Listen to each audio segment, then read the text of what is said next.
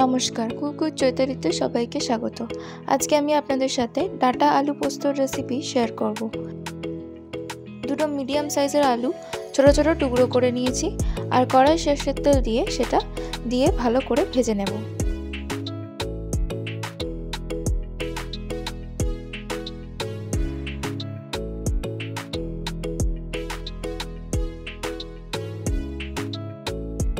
আলুটা যাতে তাড়াতাড়ি নরম হয়ে যায় তার জন্য আমি এখানে লবণ অ্যাড করে দিচ্ছি।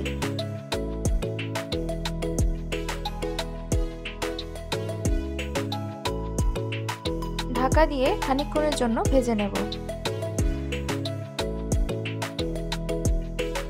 এবার এতে হলুদ অ্যাড করে ভালো করে মিশিয়ে নিয়ে আবারও কিছুক্ষণের জন্য ঢাকা দিয়ে ভেজে নেব।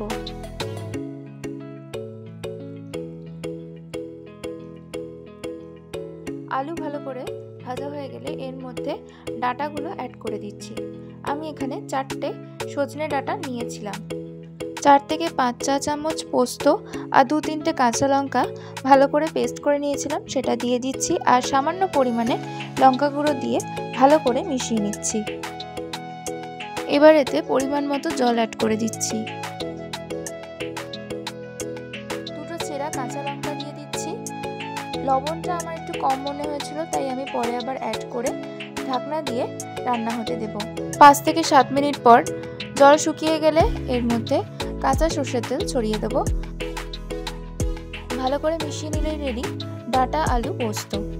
গরম গরম ভাতের সাথে সার্ভ করুন এই পোস্তর রেসিপিটা ভালো লাগলে অবশ্যই লাইক এবং শেয়ার করবেন, কমেন্ট করে জানাবেন কেমন লাগলো।